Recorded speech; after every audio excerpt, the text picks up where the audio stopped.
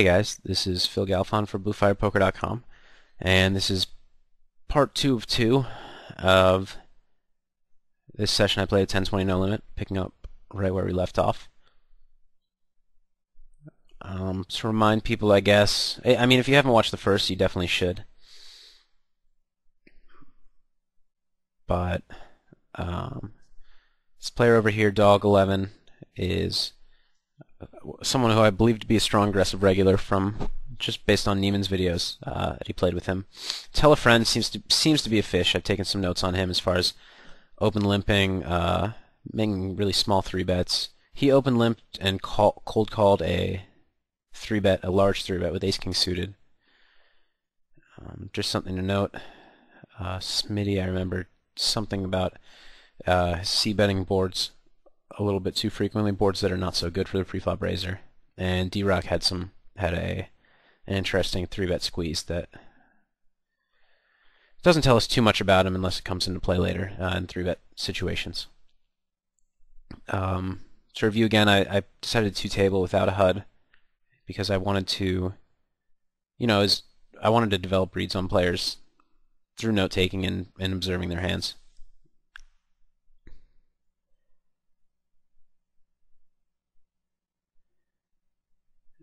And here on the left is a pretty big hand. I actually do remember watching this. I missed, actually at the time and right now, I missed, excuse me, missed the way that it went down, but I remember reviewing it. Again, I apologize, I still have a cough, and I will keep coughing.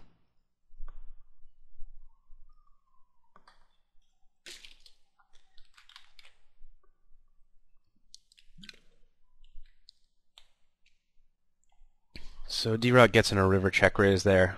I believe the action was GHTH raises, gets called, bets 3 streets and gets check raised on the river. And you actually can't learn too much about D-Rock based on that. I think he played the hand entirely standardly, for the most part. Here on the left, I decided not to c-bet with Jack-9 suited into 2 people.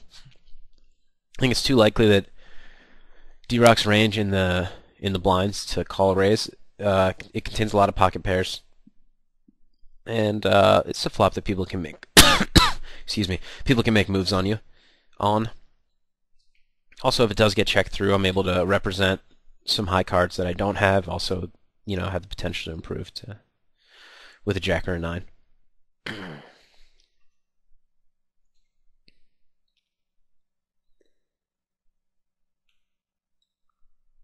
So back to that hand, I think that I'm going to pull it up in a second, yeah. So GHTH bet twice, got called twice by Queen Jack with Queen of Clubs. I think that that's up to this point standard on both parts. And then on the river, I guess I closed it because I saw the river, or was paying attention to the river action. On the river, D-Rock check raises, which is the standard play, and GHTH called, which, even though he had the second nuts, I think is a pretty poor call. Unless he knows something about D-Rock that I don't, which is entirely possible, but it's a spot where it's pretty likely that it's very likely that you have a flush yourself as GHTH, or that that you have the nut flush. So it's not a spot where it's not like a spot in PLO where somebody can have blockers and make a move on you. He can't have blockers. If he has the Queen of Clubs, that means he has the nuts. So he can't know that you don't have the nuts unless he does have it himself. So I don't think it's a spot people check raise bluff that often. And the note I took, though, sorry, I shouldn't say it's a terrible call. It's a call I might make occasionally, and I'd expect a lot of players do make, but it's still important to note that he called with the second nuts there, and didn't take super long, I think, to do so. It might indicate that he overvalues or puts a little too much emphasis on absolute hand strength rather than relative hand strength. Where, his Jack high flush there is exactly the same as a 7 high flush. except that he wouldn't, excuse me, that he wouldn't bet a 7 high flush. Alright, so here I have 9-7 suited on both tables, so something good has to happen. On the left, I flop an open-ender and a flush draw. In a 4-way pot, pre-flop raiser bets, which to me means pretty strong range. And D-Rock raises. Alright, so 2 tough spots here. On the left, let's talk about the left first since we were talking about it. I don't think... I'm really sorry, guys. I don't think that D-Rock has... I don't think D-Rock's folding. Ever, ever, ever. I don't think he's raised folding when thousandaire bets into 3 other people on a board this drawy. So, he has a very strong hand. To me, that means sets, very big combo draws, King Jack of Hearts, Ace Jack of Hearts, or straight, Jack 9. Even though I have, you know, good equity against a set, I guess, or decent equity against a set, I'm never getting him to fold, and I don't think I have enough equity to get my stack in here. So the alternative is calling, but I think it's too likely that thousandaire might shove with, let's say, like Ace Jack of Hearts or a set, and I obviously can't get it in 3-way because then it's too likely I'm up against a higher flush draw and a straight, so I'd be completely dead, or a higher flush draw and a set, so so I'm drawing to like just a couple outs essentially. I think I just have to fold here, which is painful, but just the right play. I mean, it's too likely that they both have big hands, and so likely that D-Rock's not folding. So I have very little fold equity, and just don't really have equity against a reasonable range to continue here. Haven't even heard from the short stack yet. You know, he could wake up with Jack 9 or whatever. Ace X of Hearts. I'm just in bad shape against most hands. Here on the right, tell a friend limps, which he's been doing. I have these notes on him right here. Thousandaire raises to 100, which I've seen him do at least once, I think more than once, before this. So I decided to 3-bet. I think that I think it's a profitable play, and I have a pretty good hand for it. I don't think this is quite good enough to call 100 out of the blinds. It might be, considering tell a friend's probably going to call and probably is a weak player, but I prefer to just 3-bet it and hopefully take it down pre-flop, or, you know, potentially take it down post-flop. I flop bottom pair and a bunch of backdoor draws, and even though I bottom pair, I want to c-bet here, I think, because it's just a really good board for c-betting. Any hand like Ace-Jack, things like that are folding. I gotta get him... I'd rather him fold, or either of them fold, a hand like Queen-10 than see a free card with it. Another benefit is that thousandaire could call with a hand like, let's say 10s, and then there are a few turns. I mean, I guess 10s isn't the best example. Let's say King 10, King Jack, whatever. I'm giving him a pretty strong hand. Let's just say he can call with some hands, and fold some turns when I shove. And I'm not shoving most turns, but I will be shoving any diamond and any turn that gives me an open-ender.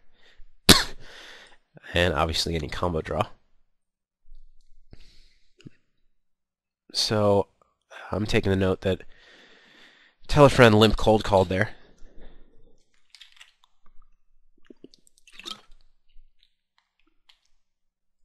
Sorry, I'm a little embarrassed I couldn't think of hands that thousandaire could call the flop with and then fold the turn. I guess 10s are possible. The problem with 10s is that some of my semi-bluff turns are then good for 10s, like a 10, for instance, or even a 6 he might decide to go with. But 10s is a possibility. He also might get 10s in pre-flop with me, though I guess actually we're a little too deep for that. So I bet and they both call. Turn bricks off, and I think you can't do anything else but check fold. If someone said that they think this is a shove here, I wouldn't yell at them.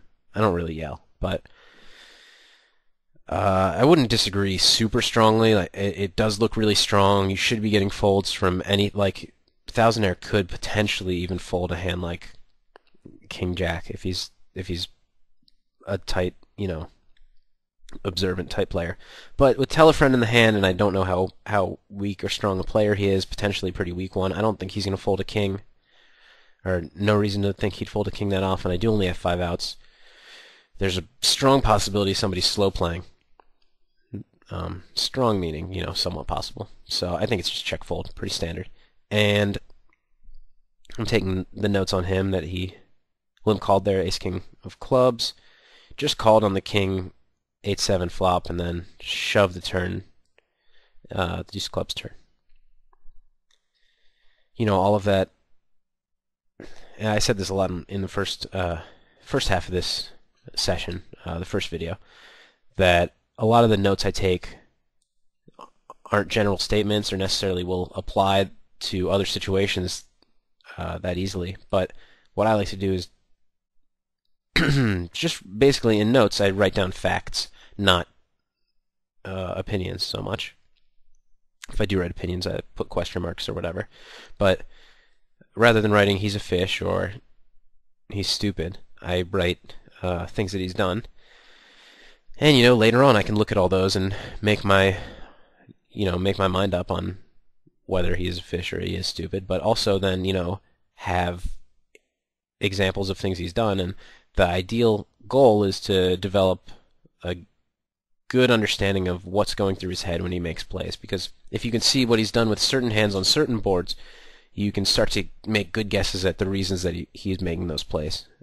And so anything that's somewhat that's at all non-standard, I like to take notes on. Alright, so here on the left I call him min-raise in the big blind with Queen Jack offsuit. You could 3-bet, but whatever. I think a call is standard. I decided to lead a King 7-3 rainbow board. Obviously it's one of those boards where you don't get a lot of credit, but at the same time people aren't going to have very much, so what are they going to do about it? I do have 2 overs to, 7 or 3 or 8s or something like that to hit. I have the backdoor straight draw. And somebody's going to bet if I checked, and I think it's a little too much to invest to check raise. So I think that works in a vacuum. Obviously, you can't go crazy with it. Queen 10 offsuit here. I decided to fold in the small blind. I'd call it in the big blind with all the pot odds, but the min raise is a little frustrating because you feel like you want to play all these hands, but you're going to end up out of position with a weaker range than his, and you get a little bit of pot odds pre-flop, but beyond that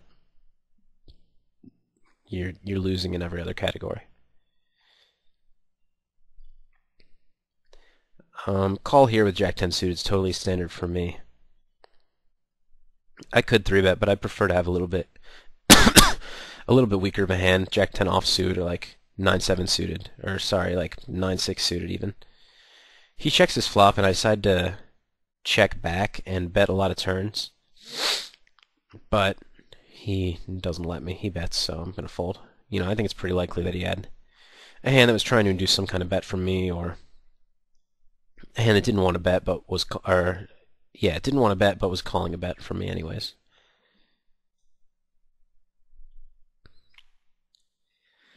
Seven 9 offsuit, a little thin. I decided to fold this one. I've been opening kind of wide. And though I don't have a HUD up right now to know my actual stats, I'm pretty sure I'm playing fairly loose, especially from late position. And I'd assume a lot of these guys are using HUDs and can tell that I'm playing loose. So, I have a little fear of them starting to play back at me more. So I want to tone down the pre-flop game a little bit.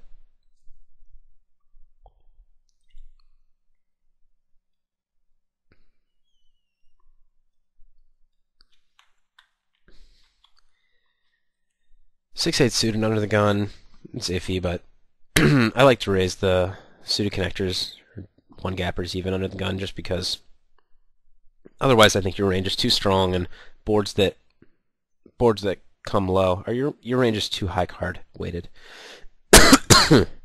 Excuse me. I'm going to keep coughing forever.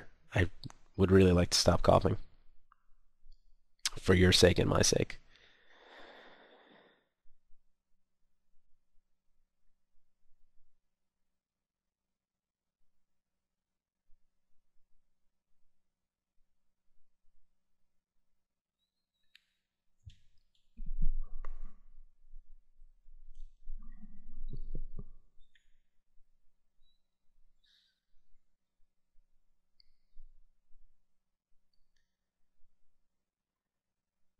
Alright, same situation again with Queen 10 offsuit.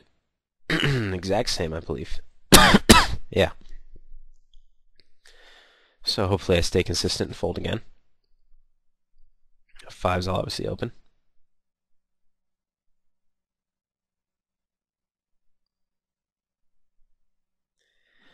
I get 3-bet here, and it's weird, I actually don't remember this hand, but I hope I folded. I think that fives just plays too badly. Like, you can call, but I think it's too likely that he's 3-betting light, and then I don't get a lot of value when I hit my set. I think the best play here is just to fold. And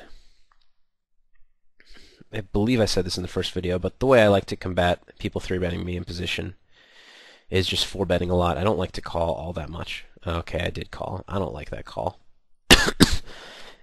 It's not terrible. We are a little bit deep, and if he does happen to have a big hand and I flop my set, I get a lot of money, but sorry, I'm like backtracking now and trying to defend my play. I don't like it. I think it's a fold.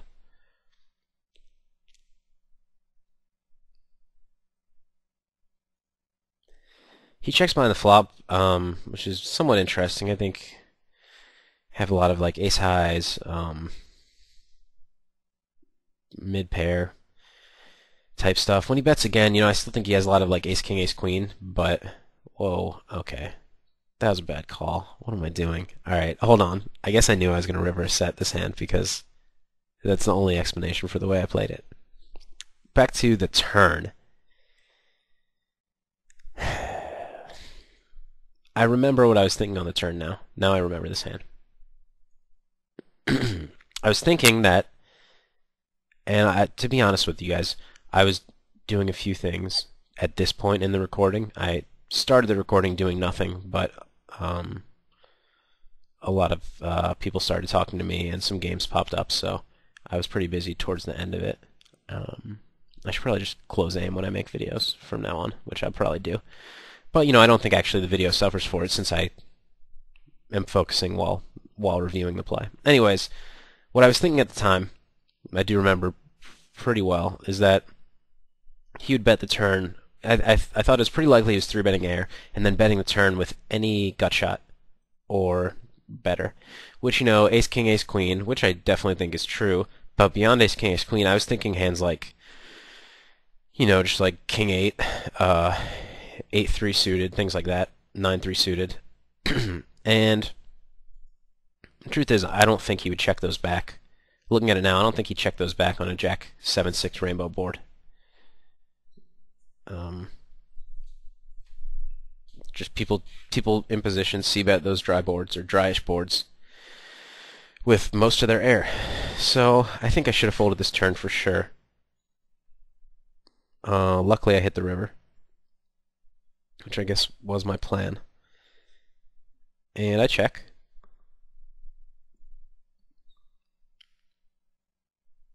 He pretty quickly bets 900 and 988. So the question is now call or shove. And, what am I beat by? I don't think he slow plays. I mean, he occasionally slow plays a set on the flop of jacks. That's somewhat rare. Set of tens, very, very possible. If I'm beat, I think set of tens is by far the most likely hand.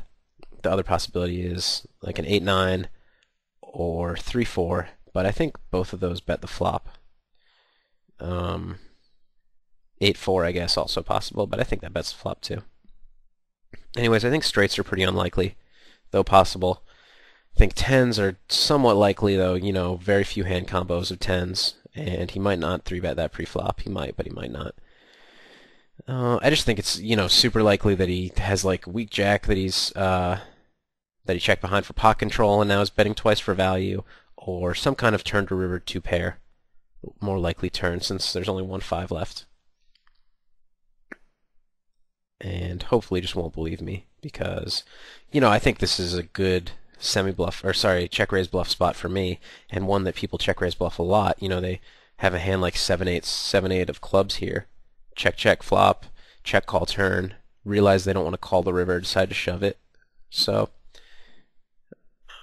I think there's enough value in shoving here. I think probably some of you are looking at it and thinking, obviously it's a shove, you have a set, but you really do have to think about what hands will pay you off. And even though I did end up shoving and think it was the right play and did end up, results-wise being correct, I think that it's a closer spot than some of you might realize, just because there aren't a ton of thin value bets in his range there. Given that, aces, kings, queens bets the flop, ace-jack, king-jack bets the flop, ace-10 probably doesn't bet the river, or at least that big and that confidently. And, so you're really looking at two pairs like he did have the 10-7 there, and I took a note on it. He did have two pair, which is the most likely hand I think I get paid off by. But, it is very possible that I was beat there. But, all it comes down to is when you're called, are you good more than half the time? And I felt that I would be. So I call with ace-3 offsuit in the big blind there to a min raise. I think that's fine. He's going to be opening really wide, and I have good pot odds pre-flop. Pretty confident in, being able to show down my hand when it's best, at least some of the time. So he bets twice. I think with my gutter and ace high, I think he has enough flush draws, 7-8, like queen 5, random stuff in his range that, I don't think I fold here, do I? Alright, I think I can call a turn there. It's funny, I'm disagreeing with a lot of my plays, but I think I can call a turn there. If he does have a hand like 8s, then whatever, I lose a small amount. I have 4 5s to improve and 3 aces. And I think it's just somewhat likely I'm ahead. And yes, he is going to bluff me off my hand sometimes on the river, but I don't know, I kind of trust myself to make some good decisions on the river. And yes, I don't have a lot of implied odds. Probably more in the way of reverse implied odds, because if I do hit my 5 and a lot of money goes in, I'm probably beat. But I still think I should have called there.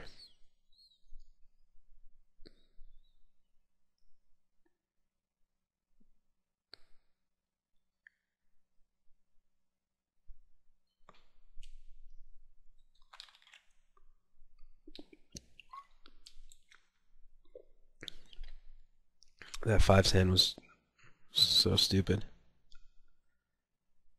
I think I played it really badly, and then made mistakes on 2 streets, and then obviously was super lucky. But I guess plenty of people win that way, at least for a little while. Here with 9s in the big blind, I think we're a little too deep. 9s doesn't play that well in 3-bet pots to 3-bet, so I think I just call here. Take a flop. I have somewhat disguised hand. Alright, if you remember earlier, this was, I had a lot going through my mind during this hand, and might have, I don't know, confused myself. Remember earlier with Queen Jack on a King 7 deuce in this exact same scenario, I was in the big blind, 1000er min raise, D-Rock called. I bet, and they both folded. Now, I think they're both multi-tabling, but I still think that that's something that you notice. I think when people get let into on a board that dry, they kind of get annoyed.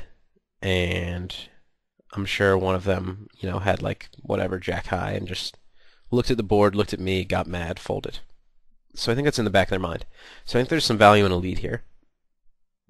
And the reason I'm leading is that, this isn't a board that I expect to get, there aren't a lot of worse hands that can call me down, but I was trying to get a worse hand. I was trying to get somebody to float and bluff me later in the hand, because I thought it was very likely somebody would either make a small bluff raise now, and yes, it'll get tricky for me on later streets, or that they would float with a hand like 6-7 or something, and then make at least one bluff later on. And I was pretty committed to calling down on most turns and rivers in this spot, and that's not something, sorry, actually, I want to stop myself there. I hate when people say that, when they say, alright, I'm going to do this and then do this on the turn and river. That's not what I mean. I never like to make a commitment to playing a hand a certain way before I get the information on the turn and river. That's just stupid to make a decision now when you can make it later with more information. What I meant by that was that in most cases, on most turns and most rivers, against most bets, different bet sizes, or like most things that the opponent can do, I felt like I was going to be calling down a lot of the time. He raises to 200. And this is a weird spot. I don't expect that he has a ton of threes in his range to raise in the cutoff. Definitely has some. Like, definitely ace-3 suited, king-3 suited, 3-4 suited, 3-5 suited, I assume. Maybe that's it. Maybe ace-3 off. Obviously, deuce-deuce or 3-3 is a possibility. And obviously, like, king-king is a possibility. Overpairs to my overpair. Also, I think sixes might be a possibility, though somewhat unlikely. Anyways, I think the most likely hand he has is air of some kind. I think that with a flush draw, he would call more often than raise, so I'm pretty comfortable not giving him credit for a flush if a flush hits. And again, with the disclaimer that I keep giving, this is based on average players and the little bit I know about him. You can learn a lot about people and their tendencies later on and, make decisions accordingly. Anyways, I decided to play this one pretty weird. Here is my thought process. If he does have something like ace-4 of hearts, ace-5 of hearts, I think he would play it this way. But other hard draws, maybe like other hard draws, I think he would just call. He has very few semi-bluffs in his range, I think. I think he has a lot of pure bluffs. If I call here, I do think he would bet a decent amount of turns, not a ton. But the problem with me calling here is that I rep, excuse me, I rep a hand like the hand I have, or better even, with the occasional like hearts or 4-5 or something. I rep a made hand. What I decided to do here was make a small raise so that I could rep air, so that I could still feasibly have air in my range. And what I was planning on doing was, if he shoved, or against most re-raises, I would fold. I think against some, I might have decided to call, or I don't know, probably decided to call against some, but usually I was going to decide to fold. But what I was hoping would happen is that he would float with like just a random hand that he decided to bluff with, just because it's so small and he'll get frustrated. I think people do that a lot. And then I was planning on calling a turn bet and potentially a river bet. I kind of trusting my instincts on that. I think, I obviously feel obligated to tell you my thought process, and that's what it was, but this is one of those don't try this at home hands where, not that I'm saying I'm the only one capable of playing a hand this way, obviously anybody can, and I don't even know if it's the best way to play it necessarily, but it's a hand that if you are kind of, can't feel your opponent out that well in later streets, you'll get yourself in a lot of trouble making a lot of mistakes. It's not, you don't have to play hands this way to win money at, even at as high as 50, 100, You just don't have to be a weirdo. You can just play hands normally for the most part. I think when I make videos, especially when I'm like two-tabling, I challenge myself a little bit to make more creative plays. And it's not plays that I wouldn't make necessarily normally, but I'm thinking harder. And so it's actually a good thing for me. And probably end up being bad for some of you guys. So 4 spades is not a good turn. He can definitely have 5-6 in his range. Wow. Excuse me. He can definitely have 5-6 in his range. But, I thought it was more likely that he had a lot, like, total air. I thought he might float the flop sometimes initially with 5-6 rather than raise, though he can definitely raise 5-6. Ace-5, I don't think he raises on the flop that often. He bets again, and I'm definitely calling the turn. I'm just trying to think about what kind of hands he could have, how he would play them, things like that. Queen River is not a good card once again, but that's only, the times that he has a queen and it goes check, check. Given his bet here, I don't really think he has a queen. He's betting 620 into 1725. I think that his most likely value betting hand here is a 3. Just like a whatever random 3 that whatever 3s he plays pre-flop, I think play this way.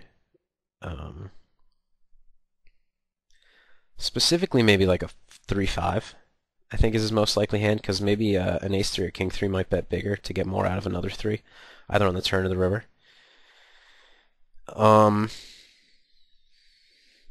was actually planning, I remember at the time, on the turn, thinking, I'm going to call the turn, and I feel pretty good about him bluffing the river, and me calling. And he bet 620, and I had a lot of second thoughts. Just because I think it's pretty obvious I have a made hand. If I had some kind of semi-bluff, I would be check-shoving the turn, most likely. And how many made hands can I bet 3-bet the flop with, this 9-9, as far as made hands go, is like... he shouldn't expect me to have a made hand this week. Sorry, just getting some water for the cough. In his shoes, I think he should expect me to have a hand like, I don't know, some kind of 3, like 3-6 or 3-7, something like that. Or potentially like 3-4, something slow played, something huge. So not a great spot to bluff. I could see him thinking I might have like a 4-5 or ace-9 of hearts, let's say. Even though I probably wouldn't play those hands this way, it's definitely reasonable that some people would and that he would think I would. So those are the reasons that I don't think he's very likely bluffing. God, excuse me. Those are the reasons I don't think he's very likely to bluff. Let's look at the reasons that I think he is likely to bluff. First of all, he's repping a narrow range. I don't think that he might think he's repping a queen here, but I don't think he is. I don't think he bets a queen here, because I don't know what he's expecting me to call him with. If he has a queen, I think he'd just take the free showdown, be happy he hit the queen, and hope it's good. Could be wrong about that, but that's what I think. So essentially we're looking at 3s and 6-5, ace-5. Deuce-deuce, 3-3, 4-4. He occasionally will be 3-betting the flop with his 3s. Like with most 3s, I think he 3-bets the flop more often than floats it. But, still floats it a decent amount of the time. But that takes some of those out of his range. The thing about my reasoning on the flop, and this goes back to the queen-jack hand where I led with king 7-3, and him, thinking about that, I think that it's very likely that he raised the flop with air. Very, very likely. And then when I re-raise, I think maybe, let's say 60% of the time, he has air and raised the flop. He's going to float with it. Obviously, random guess. But that's the best approximation I can give. So, on the turn, when I check to him, his complete range is massively weighted towards air. Maybe like 80%. So, the question is, how often is he going to bet the turn with that air? That takes a decent chunk out, because he's always going to bet with his big hands, almost always. Pretty much always bet with his big hands, and not always bet with his air. And then, how often is he going to bet the river with his air?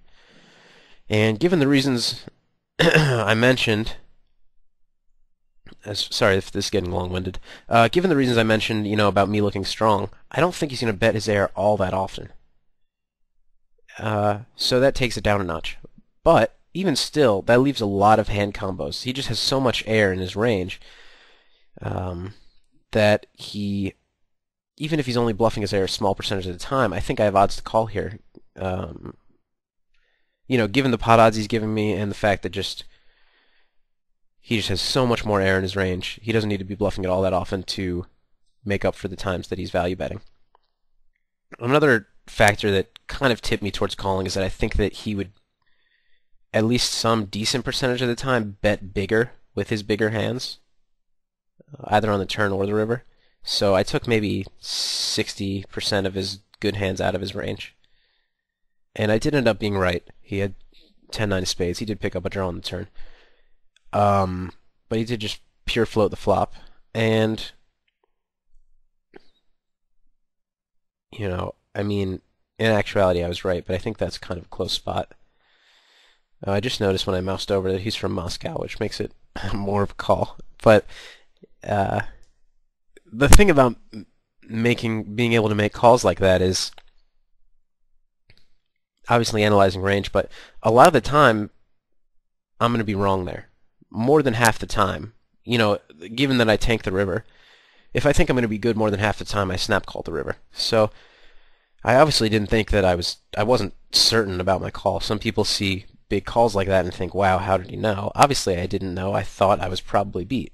But given my pot odds, I thought I was good often enough to call. Anyways, you kind of have to have pretty thick skin about, and, you know, a strong ego, as far as calling, seeing a winning hand time and time again.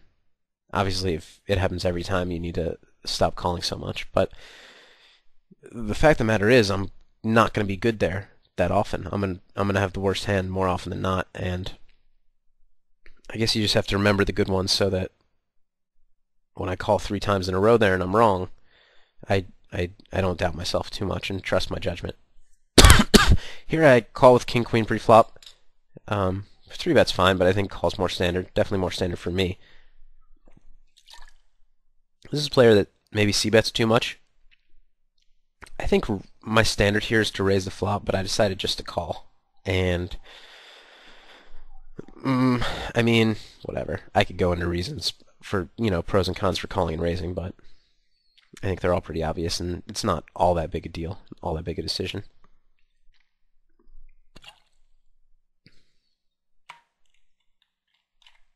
He checks the turn, and I think that he's not super likely to be check raising here, given stack sizes. And I very likely have the best hand. There are a lot of hands he can call me with, like,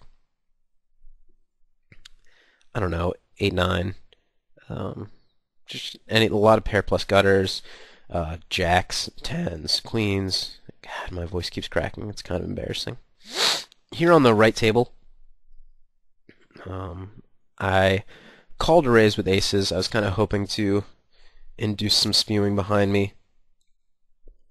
Obviously 3 bets fine, call's fine. He bets flop and I call. Pretty standard, I think.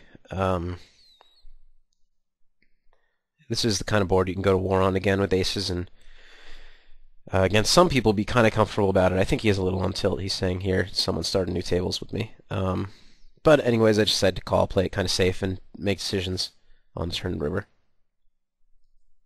He bets again, and I'm going to call again. I think it's entirely standard to call again.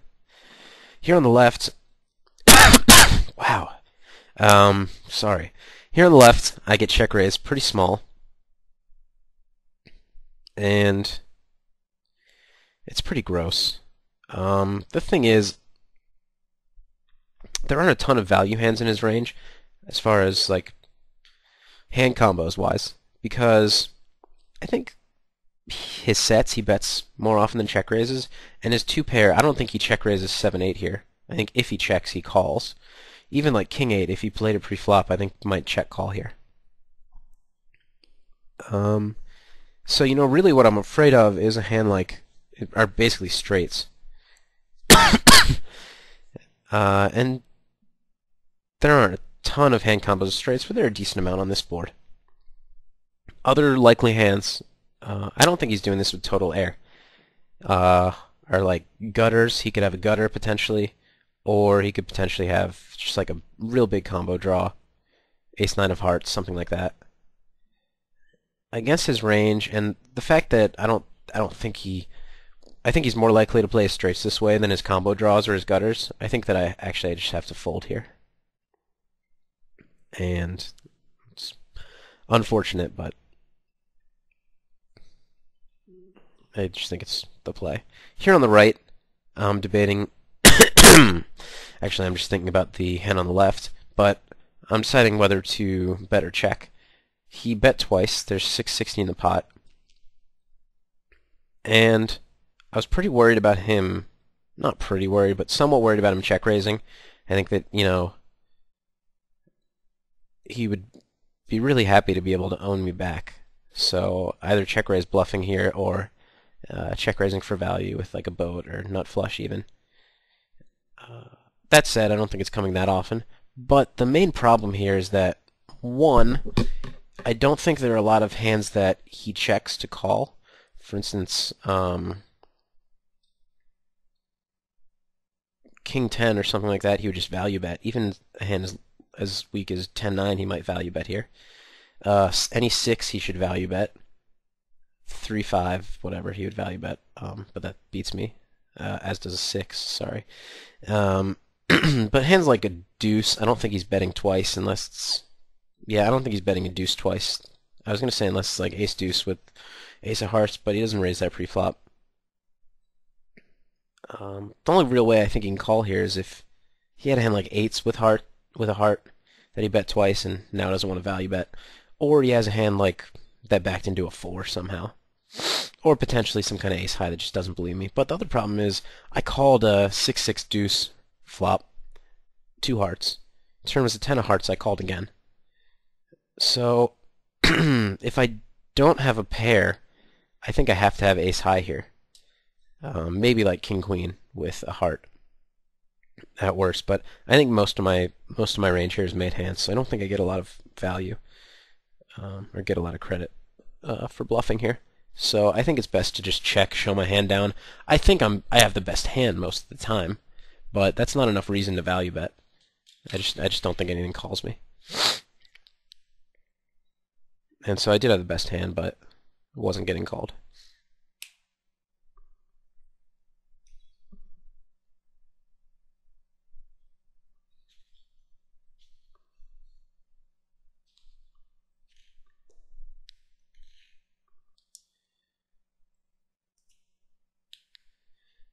Raised queens under the gun.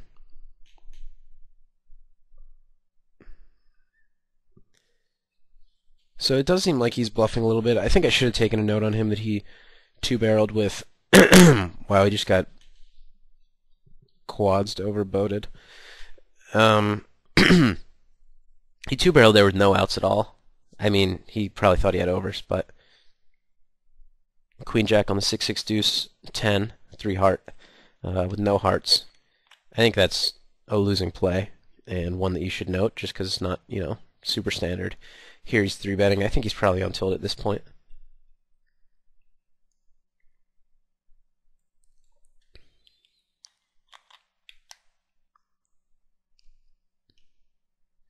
And I take a note on D-Rock here that he fast played 5-5 on 5-5-3. Because it's, not a way that everybody would play it. Kind of non-standard, actually. I think most people might raise the flop, but then would just call 3-bet. Given that you have an absolute lock on the hand. But he just shoved over a 3-bet. Which, I don't know, it's pretty interesting to me. King 9 offsuit in the big blind, I think is good enough to call, especially against players not on his A game right now. Jack deuce 3. This is another kind of like somewhat of a leveling spot where last time I kind of had a hand when I let into him. First time he doesn't know what I had. This third time I don't know what he'll think necessarily, but I think he's not in a great mood, and I don't think this was necessarily the best lead. Problem was I guess I just didn't want to check call with king high, but felt that he was betting everything. So I'm still okay with the lead. Would have been okay with a check raise or a check call even. But if he's two-barreling queen jack on the other board, this might you might not be able to check call there because you're going to be faced with a turn bet too often. And on this river, nothing really missed except for like the total floats like 8-9, which are definitely possible given what we've seen, but I don't think it's it's going to happen often enough. I think ace high is a huge part of his range.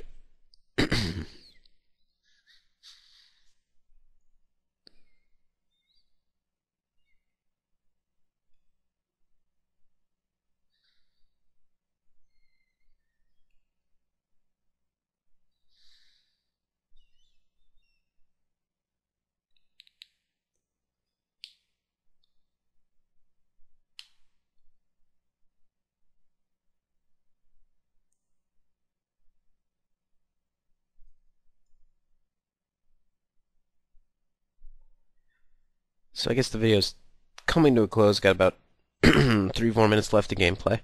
I mean, some things to take away from these two videos.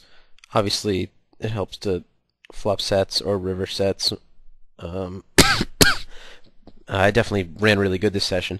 It's, there are different ways of running good too. The fact that I was right with my 9-9 call down is, somewhat some skill involved, but there's also running good because over half the time there I'm going to be beat, I think, and I was lucky that time I wasn't.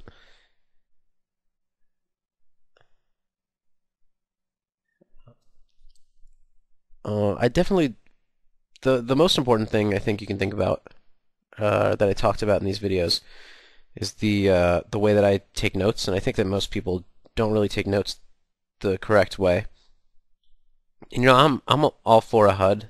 I think that it's a good tool, but it does slow you down a little bit, and you can't solely rely on it. I would use a HUD and take notes. I'd do both. That's what I'd recommend. And take notes of specific actions rather than just like general statements that you don't really learn much from. And then later on, you can use all those things together to learn a lot about somebody. And we never did get to use a lot of these notes. Obviously, I just played for like less than wow. I just played for less than an hour. Sorry, my cough's like getting worse at the end of the video. I guess all the talking. And also, sorry, I keep talking about my cough. It'd probably be better if I just ignored it. Here I 3-bet with 7 deuce suited. In a vacuum, I think it's plus EV. Don't go overboard with it. Anyways, we never did get to use the notes. Like I am really curious on D-Rock's 3-betting tendencies, like I talked about in the first video, I believe. Just given the notes I have on, whether he overvalues, or not overvalues, but values 3-betting on the button, or he likes to 3-bet against under the gun raisers, or he likes to squeeze, or all of the above, or some of the above. Which of those factors make him lean towards 3-betting or not 3-betting? And didn't learn a whole lot about GHTH or Smitty, actually. Thousandaire we learned a lot about, though I guess I didn't note all of it. But, a lot of that could have been because he's on tilt. And a lot of times I will put that in my notes. If I have a note on somebody, I'd put some parentheses, may have been on tilt. And Tell a Friend, obviously, here was playing very unorthodox style. And, stuff like that's really important to know. Obviously, you would learn some of that with the HUD, because you'd get his stats pre-flop, which are probably something like, I don't know, 35-0. But it's still important to learn that stuff. I guess that's the end of the video there. So yeah, to sum up everything I already said. Oh, good to see you just sat at the left table. I didn't notice that before I left. That would have been actually kind of fun to play with him. Anyways, take good notes, run good, and make calls when you're right, and fold when you don't have the best hand. Thanks for watching, guys. Good luck.